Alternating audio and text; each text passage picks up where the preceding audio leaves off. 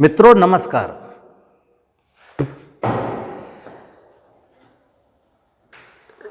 जो मनुष्य का जीवन है,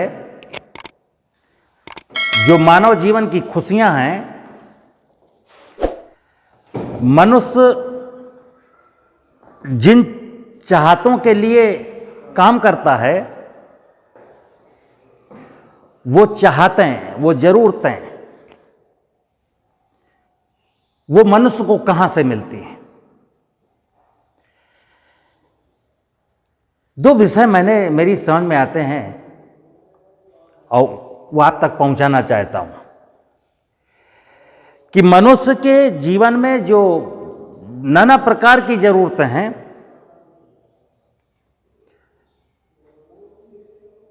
उनके लिए एक तो प्रकृति के वैभव का स्ट्रांग होना बहुत जरूरी है कि यानी प्राकृतिक जो व्यवस्था है वो बहुत ही खूबसूरत हो। प्रकृति के वैभव जितना ही खूबसूरत होगा, हमारे लिए प्राणवायु, हमारे लिए पानी, हमारे लिए भोजन जैसी अनमोल वस्तुएं उतनी ही खूबसूरत होंगी। प्रकृति का वैभव जैसे जैसे खराब होता जाएगा, वायुमंडल में ऑक्सीजन की कमी होना, जो भूगर्भ जल स्तर में जहां से मैं पानी लेता हूं उसमें हैवी मेटल्स का आ जाना, और जो मैं भोजन खाता हूं उसमें रसायनों की मिलावट यहीं से शुरू होती है। तो एक तो भोजन, पानी, हवा की जब बात आती है तो मुझे प्रकृति के वैभव से ही ये चीजें मिलती हैं। दूसरी एक चीज है कि मैं जब घर से बाहर निकलता हूं, मैं निकलता हूं, मेरा बच्चा निकलता है, मेरी पत्नी निकलती है, मेरे माता पिता निकलते हैं, तो मैं घर से जब कोई बच्चा निकलता है, कोई भी व्यक्ति निकलता है, तो मैं ये कहता हूं कि जरा संभल के जाना, समय से घर आ जाना, ऐसा बोलते हैं हम लोग। क्यों? क्योंकि मनुष्य जब घर से निकलता है समाज में, गांव में, कस्बे में, सड़क में, तो उसको डर है कि कहीं कोई एक्सीडेंट ना कर दे, कहीं कोई मार ना दे। और लड़कियों के केस में तो ऐसा लगता है कि कहीं कोई अपहरण ना कर ले, कहीं हमारी बिटिया के साथ कोई अनहोनी ना हो जाए।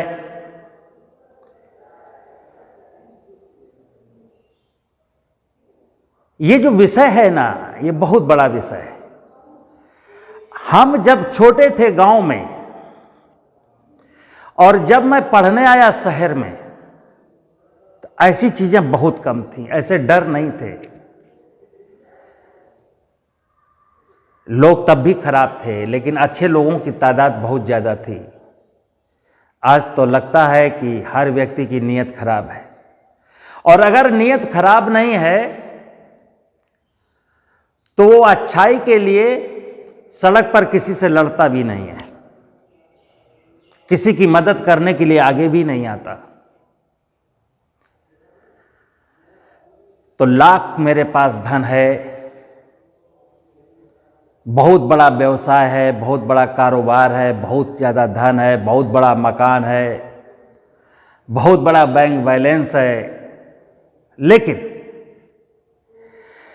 जब मैं खाना खाता हूं तो मुझे चिंता होती है कि यार ये टेस्ट ठीक नहीं है। और अगर किसी ने कहा नहीं टेस्ट लगभग ठीक है, तो फिर लगता है यार इसकी शुद्धता की कोई बात नहीं है, लगता है शुद्धता में कुछ डाउट है। तो जब भोजन में, पानी में, हवा में शुद्धता का प्रश्न आता है, तो समझ लीजिए कि प्रकृति का वैभव खराब होने पर ही ये अशुद्धता की बातें शुरू होती हैं। और जब मान, सम्मान, प्रतिष्ठा, न्याय, जैसे किसी व्यक्ति से अगर पूछा जाए कि आपकी वास्तविक, आपको हकीकत में क्या चाहिए, तो बहुत सारे लोग, धनाढ्य लोग कहते हैं हमको पैसा नहीं चाहिए, हमको सोना नहीं चाहिए। क्या चाहिए? तो मनुष्य अभी ये बताने में असमर्थ है कि मुझे क्या चाहिए। तो मैं आपको बता देता हूं, ऐसा दुनिया में कोई व्यक्ति नहीं है जिसको सम्मान नहीं चाहिए। ऐसा दुनिया में कोई व्यक्ति नहीं है जिसको व्यवस्था नहीं चाहिए। ऐसा दुनिया में कोई व्यक्ति नहीं है जिसको न्याय नहीं चाहिए। हर व्यक्ति जानता बेशक नहीं है, लेकिन उसको न्याय चाहिए, सम्मान चाहिए और व्यवस्था चाहिए। अब ये न्याय, व्यवस्था, सम्मान कहां से मिलेगा? न्याय, व्यवस्था, सम्मान जब मिलेगा जब मैं किसी के लिए न्याय, व्यवस्था, सम्मान देना शुरू करूंगा। और अगर बहुत बड़े क्षेत्र में देखा जाए, पूरी मानव जाति के बीच आपस में कोई लफड़ा नहीं, कोई झगड़ा नहीं, कोई द्वेष नहीं। हर व्यक्ति हर बुजुर्ग को अपना माता पिता समझता है। हर व्यक्ति अपनी उम्र के बराबर की स्त्रियों को अपनी बहन समझता है। हर व्यक्ति अपने से कम उम्र की स्त्रियों को अपनी बिटिया समझता है। हर व्यक्ति छोटे बच्चों को अपना ही बच्चा मानता है। तो फिर मेरा जीवन कितना हसीन हो जाता है। मुझे कोई चिंता नहीं है। रात में बिरात में कभी भी कहीं भी घूम लो। मेरा सामाजिक समरसता इतनी मजबूत है, इतने लोग शिष्ट पढ़े लिखे ज्ञानी हैं, इतने दीक्षित हैं कि कहीं कोई भी व्यक्ति किसी के साथ बुरा करने की बात सोचता ही नहीं है। तो मनुष्य के जीवन में दो चीजें बड़ी महत्वपूर्ण हैं। प्रकृति का वैभव कैसे सलामत रहे और सामाजिक समरसता कैसे बहाल बनी रहे। लेकिन यह कब संभव है? जब हर व्यक्ति अपने निजी स्वार्थों से ऊपर उठ करके, जब धर्म की बात आती है, मैंने कई बार वीडियो में बोला है कि जो धर्म विषय है,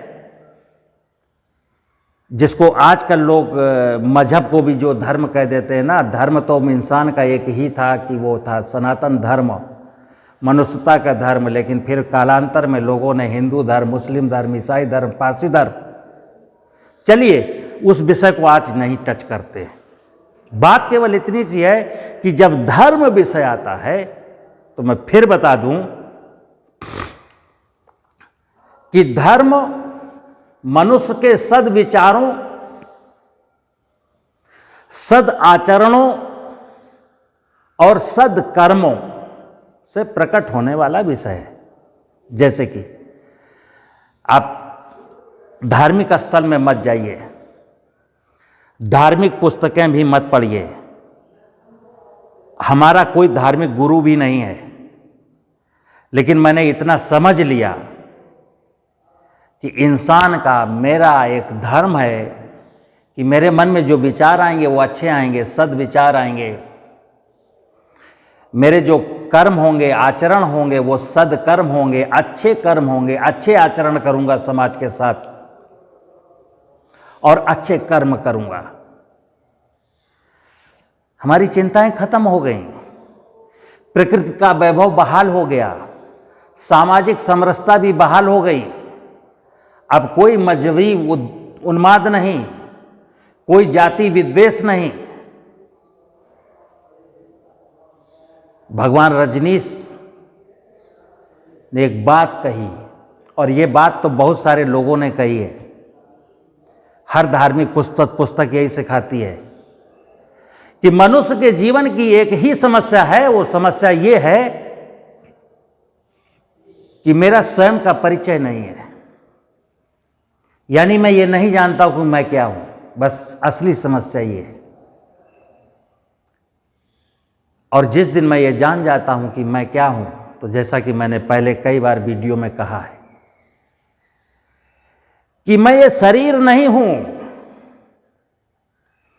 और जब तक मनुष्य अपना परिचय ये मानता है कि मैं ये शरीर हूं, मेरी 5 इंद्रियां हैं, आंखों को अच्छा देखना है, कानों को अच्छा सुनना है, अच्छा मीन्स जो आपको अच्छा लगता है, अच्छा है या नहीं वो अलग की बात है।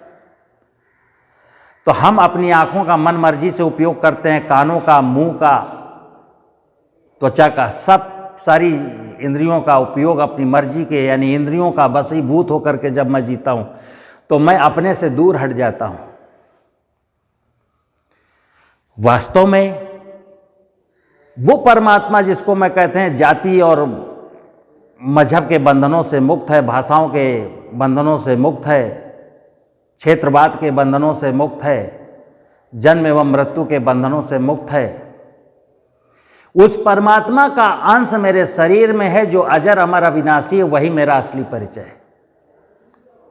तो जब कभी शरीर से हट करके अंदर झांकने का प्रयास करता हूं तो मुझे अपना परिचय मिल जाता है, और जब वो परिचय मिल जाता है तो फिर मैं कोशिश करता हूं कि ये जो मेरा निजी स्वार्थ के लिए जो आचरण है, जो विचार है, अभी क्या है, सारे विचार, सारे आचरण, सारे कर्म अपने निजी लाभ के लिए है।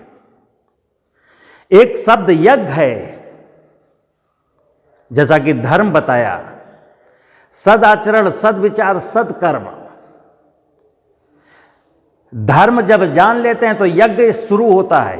यज्ञ का मतलब होता है जब मेरा कर्म, विचार और आचरण परोपकार के लिए शुरू हो जाता है, जब मैं दूसरे के बारे में सोचने लगता हूं, दूसरे के लिए कुछ करने लगता हूं, यही मेरे जीवन का यज्ञ है। तो मित्र, इस संपूर्ण दुनिया में जो हाहाकार मचा हुआ है, और मैं बड़े लोगों से खासकर निवेदन करता हूं कि अकूत संपत्ति एकत्र करने के बाद भी आपके जीवन में खुशियां नहीं हैं, सुख के साधन बेशक आपने एकत्र कर लिए हो, लेकिन अंतर मन की खुशियां, चेहरे पर मुस्कान नहीं है। उसका कारण क्या है कि मैं धर्म के कामों से दूर हूं, यज्ञ के कामों से दूर हूं। मेरी पूरी की पूरी जिंदगी अपने निजी स्वार्थ के लिए मैंने बिता दी। तो मित्र, जो मेरे कर्म हैं समाज के प्रति और प्रकृति के प्रति, जब यज्ञ शुरू करेंगे तो समाज के लिए क्या यज्ञ करना है, प्रकृति के लिए क्या यज्ञ करना है, प्रकृति की व्यवस्था सदैव समृद्धशाली बनी रहे, सामाजिक समरसता सदैव समृद्धशाली बनी रहे, इसलिए पहली ज़रूरत है कि मजहब के और जातियों के बंधन से मुक्त होकर के मन अपने अंतरात्मा से ये पूछना है कि मैं हिंदू होने के पहले इंसान हूँ, मैं अमुक जाति से पहले इंसान हूँ, और ये परिचय आपको अपने अंतर से मिलेगा। नमस्कार।